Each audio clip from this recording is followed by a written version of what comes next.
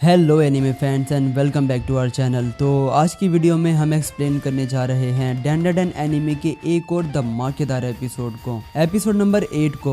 और अगर आपने इसके पिछले एपिसोड मिस कर दिए हैं तो टेंशन की कोई बात नहीं, क्योंकि इसकी पूरी प्लेलिस्ट हमारे चैनल पर अवेलेबल है, आप जाकर देख सकते हैं। वैसे ये एपिसोड काफी ज्यादा इंटरेस्टिंग होने वाला है, तो वीडियो को एंड तक लाजमी देखना और चैनल को जरूर सब्सक्राइब कर लेना। So let's get start. Episode के स्टार्ट में हम सेइको के घर का सीन देखते हैं, जहाँ सभी लोग बैठकर सुकून से नूडल्स खा रहे थे। ओकारुन, आयरा और मोमो दोनों का ही मुंह दिख रहा होता है, क्योंकि वो दोनों भी चुपचाप बैठकर नूडल्स खा रही थी। लेकिन आखिरकार मोमो साइलेंस ब्रेक करते हुए आयरा से कहती है कि तुम मुझसे इसलिए नफरत करती हो ना क्योंकि मैंने तुम्हारे सर पर उस दिन वॉश टब गिराया था। और वो आयरा से माफी भी मांगती है क्योंकि वो उसे अपना दुश्मन नहीं बनाना चाहती थी इसलिए। और उस दिन उसने वो टब इसलिए गिराया था क्योंकि वो ओकारुन का मजाक बना रही थी। मोमो आयरा से भी कहती है कि वो भी ओकारुन से माफी मांगे उसका मजाक बनाने के लिए, ताकि ये किस्सा यहीं खत्म हो जाए। लेकिन आयरा मोमो से कहती है कि वो इसलिए इसे नफरत नहीं करती क्योंकि उसने वो टब उस पर गिराया था, बल्कि वो इसलिए नफरत करती है कि वो एक डीमन है। जो सुनकर मोमो एकदम भड़क जाती है और वो गुस्से में कहती है कि मैंने तुमसे कितनी बार कहा है कि मैं कोई डीमन नहीं हूँ। जिस पर आयरा ओकारुन की तरफ इशारा करते हुए कहती है कि अगर तुम नहीं हो तो ये क्या है। जब वो एक्रोबैटिक सिल्की से फाइट कर रहा था तो वो बिल्कुल एक डीमन की तरह लग रहा था। लेकिन ओकारुन बेचारा चुपचाप इनकी बातें सुन रहा होता है क्योंकि वो और कुछ कर भी नहीं सकता। और इसके बाद आयरा सेको की तरफ भी इशारा करते हुए कहती है कि ये औरत तुम्हारी दादी हो ही नहीं सकती क्योंकि ये इतनी यंग और हॉट है और किसी एंगल से भी दादी नहीं लगती। जो सुनकर सेको आयरा का साथ देने लगती है और कहती है कि हाँ तुम ठीक कह रही हो, मोमो एक डीमन ही है, क्योंकि आयरा ने उसे यंग और हॉट कहा था इसीलिए। जो सुनकर मोमो सेको पर चिल्लाने लगती है, लेकिन तभी आयरा कहती है कि तुम्हारी दादी और ओकारुन दोनों ही डीमन हैं और तुम भी एक डीमन हो और इनकी बॉस भी हो। और मुझे पक्का यकीन है कि तुम सब अपनी शक्तियों का यूज करके इस दुनिया को डिस्ट्रॉय करना चाहते हो। लेकिन आयरा कहती है कि वो ऐसा कुछ नहीं होने देगी क्योंकि उसे हेवन से चुना गया है इस दुनिया को प्रोटेक्ट करने के लिए, क्योंकि वह बहुत ज्यादा खूबसूरत है इसलिए। और फिर मोमो और आयरा दोनों ही नूडल्स खाते हुए एक दूसरे से इशारों में लड़ने लगती हैं। इसके बाद आयरा यहाँ से जाने लगती है और सेइको आयरा से कहती है कि वो जब चाहे मोमो की धुलाई कर सकती है, जिसमें वो आयरा का साथ देगी।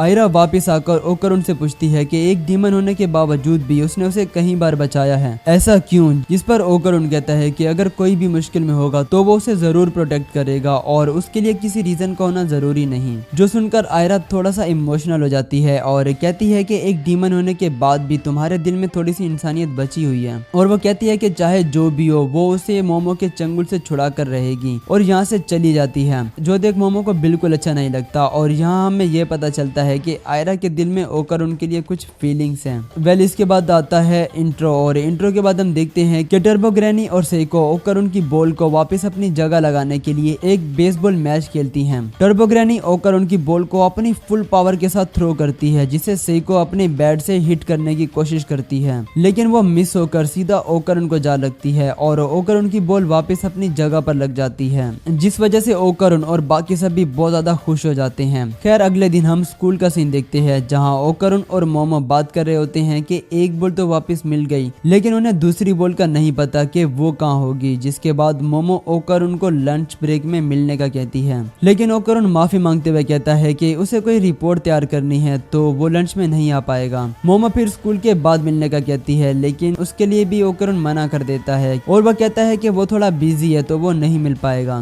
मोमो उसकी बात मान लेती है और फिर लंच ब्रेक में वो अपनी दोस्तों के साथ जाती है लंच करने के लिए। मोमो कहती है कि उसे पक्का यकीन है कि ओकारुन उनसे कुछ छुपा रहा है, जिस पर उसकी दोस्तें कहती हैं कि पक्का ही कोई लड़की का चक्कर होगा। जिस पर मोमो कहती है कि अरे नहीं, उस बंदू को इतनी आसानी से कोई लड़की नहीं मिलने वाली। लेकिन तभी उसे आयरा का ख्याल आता है, जिसके बाद वो जूस लेने के लिए बाहर चली जाती है, लेकिन उसे बहुत अजीब फील हो रहा होता है और वो कहती है कि उसे एक बार ओकारुन से बात करनी चाहिए। लेकिन फिर वो कहती है कि वो तो क्लास में बैठकर अपनी रिपोर्ट बनाने में मसरूफ होगा तो उसे डिस्टर्ब नहीं करना चाहिए। लेकिन तभी वो स्कूल के पीछे आयरा और ओकारुन को देखती है, जो देख वो एकदम शॉक्ड हो जाती है क्योंकि ओकारुन आयरा के ऊपर लेटा हुआ था। लेकिन तभी हम कुछ टाइम पहले का सीन देखते हैं, जहां ओकारुन खुद को स्ट्रॉन्ग बनाने के लिए एक्सरसाइज कर रहा होता है, क्योंकि उसे पक्का यकीन होता है कि बहुत जल्द किसी एलियन का इन पर अटैक होने वाला है। तो उससे पहले ही वो खुद को स्ट्रॉन्ग बनाना चाहता है ताकि वो उसे फाइट कर सके। वो सेको की बताई हुई एक्सरसाइज कर रहा होता है, जिसमें उसे 100 पुशअप, 100 सिटअप और 100 स्क्वाट्स क्रॉस करने थे।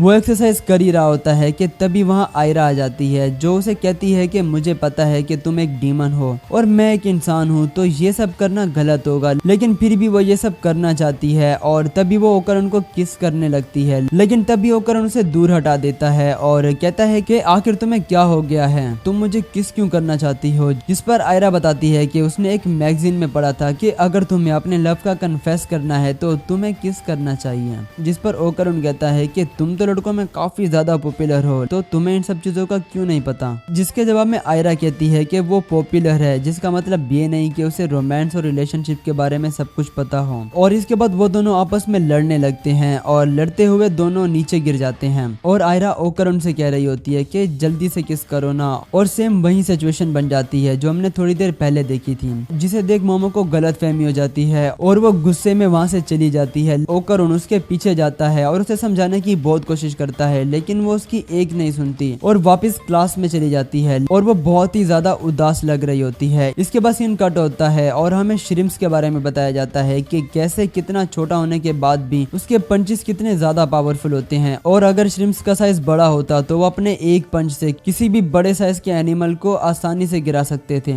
लेकिन यहाँ मोमो श्रिम्प्स को देखकर कह रही होती है कि कभी कभी उसका भी दिल करता है कि वो भी किसी को बहुत जोर जोर से पंच मारे। और इसके बाद वो बहुत अजीब अजीब हरकतें कर रही होती है और खुद को ही पीट रही होती है, जिसे देख उसकी दोस्तें कहती हैं कि शायद इस पर किसी पागल श्रिम्प का भूत आ चुका है। और दूसरी तरफ ओकरन अपनी क्लास में भी एक्सरसाइज ही कर रहा होता है और वो सोच रहा होता है कि उसे मोमो को सब कुछ बता देना चाहिए कि वो वहाँ बस एक्सरसाइज करने के लिए गया था। और वो देखता है कि अचानक से ही उसकी क्लास के सभी बच्चे गायब हो चुके हैं और पूरी क्लास में पानी भर चुका है। और तभी उसे बाहर किसी के चिल्लाने की आवाज सुनाई देती है। ये और कोई नहीं बल्कि आयरा थी। वो लोग नोटिस करते हैं कि स्कूल के विंडोज पर अंधेरा छा चुका था, जिसे देख आयरा कहती है कि क्या ये सब मोमो ने किया है। जिसके बाद वो लोग मोमो को ढूंढने लगते हैं, लेकिन वो अपनी क्लास में नहीं थी। और यहाँ हम मोमो को देखते हैं जो कि विंडो को तोड़कर यहाँ से बाहर निकलने की कोशिश कर रही होती है, लेकिन विंडो पूरी तरह से लॉक थी तो वैसा नहीं कर पाती और पानी का लेवल भी आहिस्ता आहिस्ता बढ़ रहा होता है। मोमो को ओकरन की फिक्र होने लगती है कि क्या वो ठीक होगा या नहीं, लेकिन ओकरन का सोचते ही उसे उस पर गुस्सा भी आने लगता है। लेकिन तभी वो नोटिस करती है कि उसके पीछे कोई है और जल्दी से वो क्लास में जाकर छुप जाती है। और हम एक बड़े सारे डायनासोर जैसे दिखने वाले एलियन को देखते हैं। वैसे तो मोमो छुपी हुई थी, लेकिन पानी में जरा सा हलचल होने से ही मोमो की लोकेशन का पता चल जाता है और वो एलियन अपने मुंह से एक लेजर बीम फायर करके उसकी पूरी क्लास ही तबाह कर देता है। वैसे इसका एनिमेशन बहुत ही ज्यादा कमाल का था, लेकिन मोमो नीचे बैठी हुई थी तो वो बच जाती है और इसके बाद वो एलियन वहां से चला जाता है। और फिर से सीन शिफ्ट होता है आयरा और ओकरन की तरफ, जहां ओकरन आयरा को बता रहा होता है कि कैसे मोमो और वो पहले भी इस तरह की सेम सिचुएशन का सामना कर चुके हैं, लेकिन वहां मौजूद एलियन को हराने के बाद सब कुछ नॉर्मल हो गया था। जो सुन आयरा हैरान होकर पूछती है कि क्या एलियन सच में होते हैं, जिस पर ओकरन कहता है कि हाँ, और वो योकाई यानी कि घोस्ट से भी ज्यादा बुरे होते हैं। जिसके बाद आयरा कहती है कि एलियंस ने हमें यहाँ क्यों कैद किया है, आखिर वो हमसे क्या चाहते हैं।